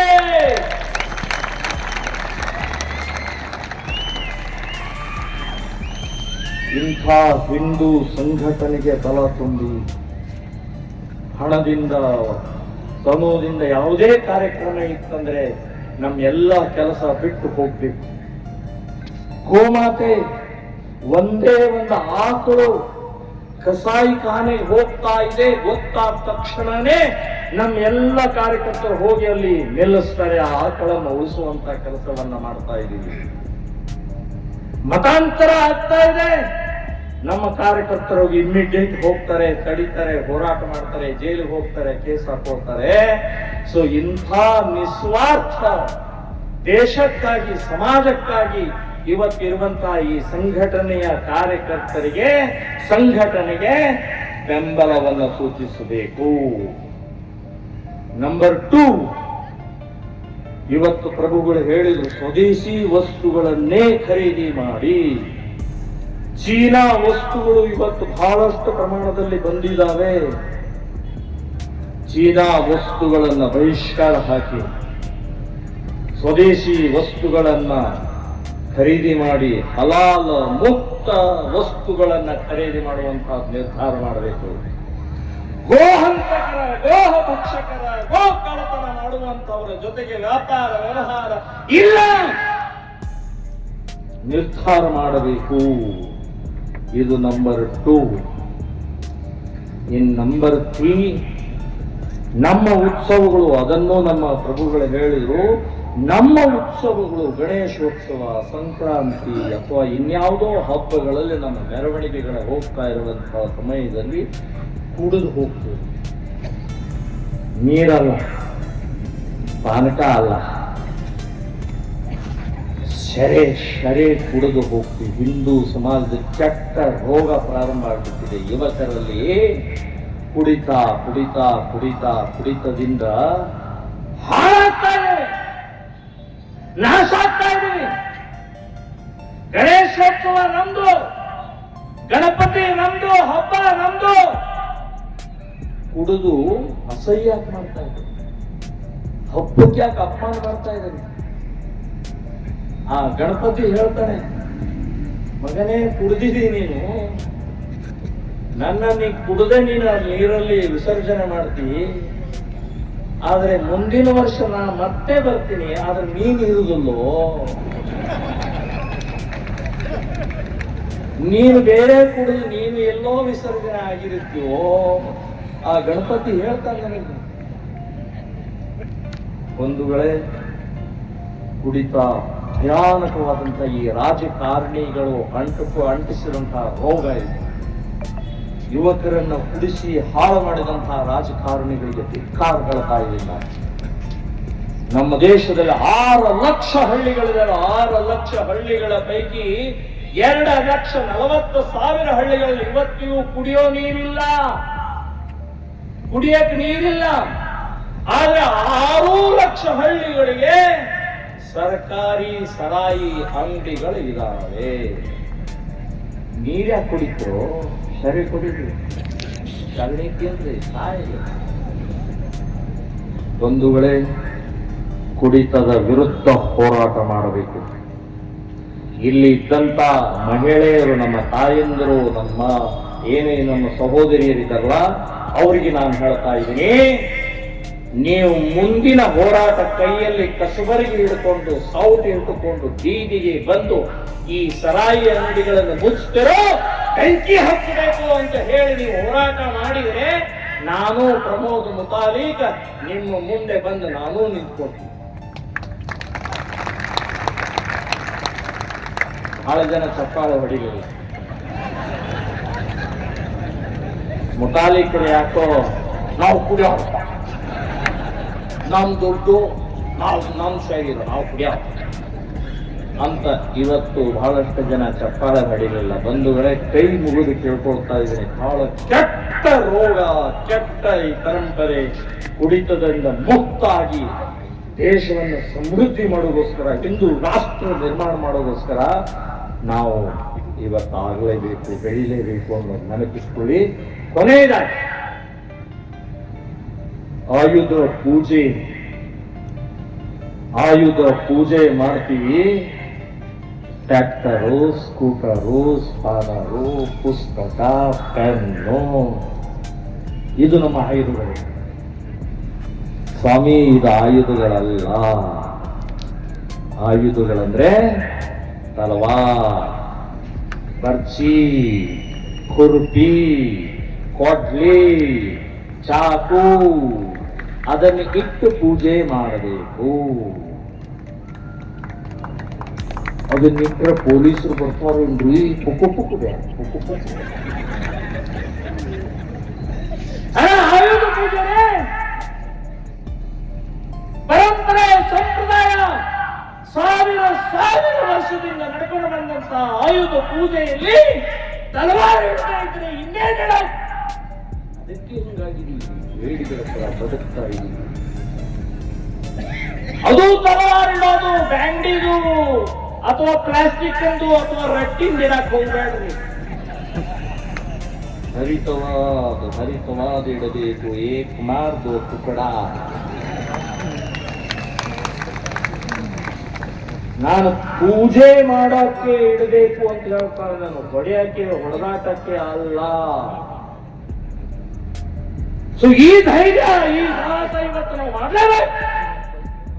ನಾನು ಯಾವಾಗಲೂ ಹೇಳ್ತಾ ಇದ್ದೀನಿ, ಪೊಲೀಸರು ಬಂದು ಕೇಸ್ ಹಾಕ್ತಾರೇನ್ರಿ ಅಂತಂದ್ರೆ, ಪೊಲೀಸ್ ಸ್ಟೇಷನ್ಗೆ ನೀವು ಹೋಗಿ ಆ ಆಯುಧ ಪೂಜೆ ದಿನ ಕಂಪ್ಲೇಂಟ್ ಹಾಳೆ ಪೂಜೆ ಮಾಡೋದಿಲ್ಲ, ಚಾರ್ಜ್ ಶೀಟ್ ಪೂಜೆ ಮಾಡೋದಿಲ್ಲ, ಮಿನಿಟ್ ಬುಕ್ ಪೂಜೆ ಮಾಡೋದಿಲ್ಲ, ಬಂದೂಕಿನ ಪೂಜೆ ಮಾಡ್ತಾರ್ರೀ. ಬಂದೂಕಿನ ಪೂಜೆ ಅವರೇ ಬಂದೂಕಿನ ಪೂಜೆ ಮಾಡಬೇಕಾದ್ರೆ ನಮಗೆ ಯಾಕ್ರಿ ಕುಕ್ಕು ಕೇಸ್ ಅವ್ರ ಮೇಲೆ ಹಾಕೋಣ. ಬಂಧುಗಳೇ, ಧೈರ್ಯ ಬೇಕಾಗಿದೆ, ಶೌರ್ಯ ಬೇಕಾಗಿದೆ. ಇವತ್ತಿನ ದಿನದಲ್ಲಿ ಛಾತ್ರತ್ವ ಬೇಕಾಗಿದೆ.